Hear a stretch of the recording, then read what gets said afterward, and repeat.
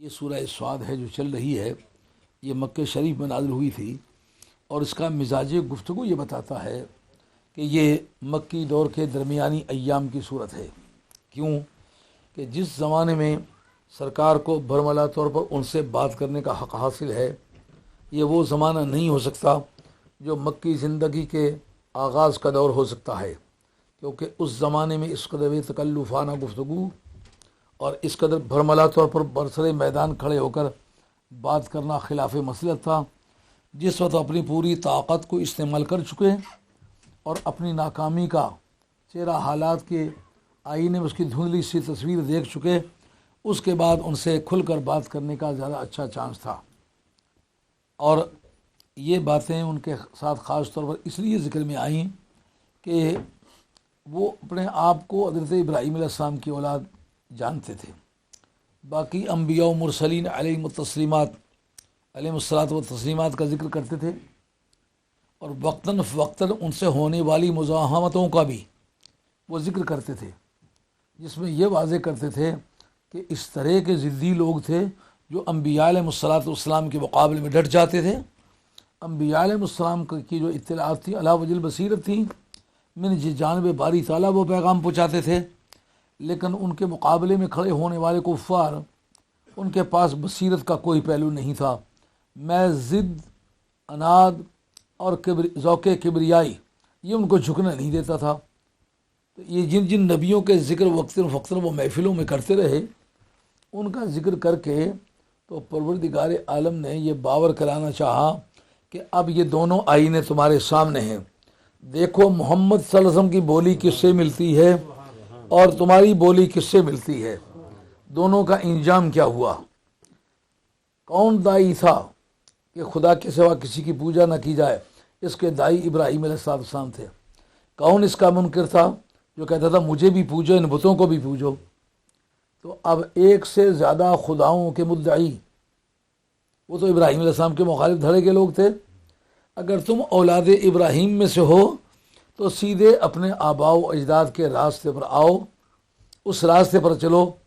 تو اس طرح کا انجام تمہیں میسر آ سکے گا جس طرح کا انجام حضرت ابراہیم خلیل اللہ علیہ السلام کی ذات بابرکات کو اللہ نے اپنی بارگاہ سے عطا فرمایا۔ اور کام اگر ابراہیم علیہ السلام کے دشمنوں والے کرو اور دعویٰ حضرت ابراہیم علیہ السلام کی دوستی کا کرو، تو یہ تو بالکل ایسی بات ہے جیسا عیسائی اپنے آپ کو عیسائی کہتے ہیں، لیکن کام وہ کرتے ہیں کہ عیسیٰ علیہ السلام آئیں تو مار مار کے جوتے ان کا سر گنجے کر دیں۔ یہ تمہاری پوزیشن ہے۔ تو پھر دیکھیں کہ جو ایک خدا کی دعوت دیتا تھا وہ کن حالات سے گزرا، اتنی مشکلات سے گزرا کہ رہنے والا بغداد کا ہے، اس کو بغداد چھوڑنا پڑا، آ کے سیریا میں آباد ہوا۔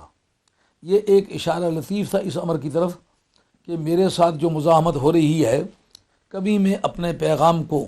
زیادہ وسیع پیمانے پر پہنچانے کے لیے ممکن ہے قلب مکانی کروں، ممکن ہے جگہ چھوڑ دوں، تو اس سے یہ نتیجہ اخذ کرنا صحیح نہیں ہوگا کہ میں کمزور ہوں اس لیے چھوڑ دی ہے جگہ، نہیں، اس سے یہ نتیجہ نکلے گا جس طرح حضرت ابراہیم علیہ السلام جن کی سچائی کا تم ڈنکا بجا رہے ہو، ان کو اپنا وطن چھوڑنا پڑا، لیکن ان کے وطن چھوڑنے کے بعد جس آدمی نے آگ کا علو ان کے لیے تیار کیا تھا، اس کو ایک مچھر نے ایسا ذلیل اور رسوا کیا، اور کوئی باعث مخلوق نہیں تھی جو اس کو مارے۔ کہا صرف اس کو مارنا ہی مراد ہوتا تو شیر کو بھیج کے مروا دیتے، نہیں، اس کو مارنا بھی مراد تھا، اس کی تذلیل بھی مراد تھی۔ ناک پہ چڑھ گیا، اور جناب جوتا مارنے والے کی ڈیوٹی ہے، وہ کہتے سر میں ادھر چڑھ گیا، ادھر جوتا مارو، وہ کہتا ہے میں تھک گیا ہوں، کہا مزدوری دیں گے، پیسے بھی اور جوتے بھی، پیسے بھی اس کا، اس کے جوتا بھی اس کا، سر بھی اس کا۔ تو حضرت ابراہیم علیہ السلام سیریا میں جا کے آباد ہوئے، ان کی نسلوں کو آگے ترقی ہوئی۔ نمرود کی اولاد میں سے کتنے لوگ ہیں جو دعویٰ کرتے ہیں ہم نمرود کی اولاد میں سے ہیں؟ اس سے تمہاری داستان تک نہ ہوگی داستانوں میں۔ وہ وقت آنے والا ہے کہ جب تمہارا ذکر کوئی نہیں چلے گا، اگر چلے گا تو ذلت اور مذمت کے ساتھ چلے گا۔ تو ان آیاتوں کے بیان کا مزاج ایسا لگتا ہے جیسا کہ وہ پہلے جو طوفانی قسم کا ہیجان تھا کفار مکہ میں، اور سرکار کی مزاحمت کے لیے اپنے گرد و نواح کے اقوام کو وہ اکٹھا کر رہے تھے، اب وہ ناکامی کا منہ دیکھ چکے ہیں، اس لیے دعوت اسلامی آسان ہو گئی ہے۔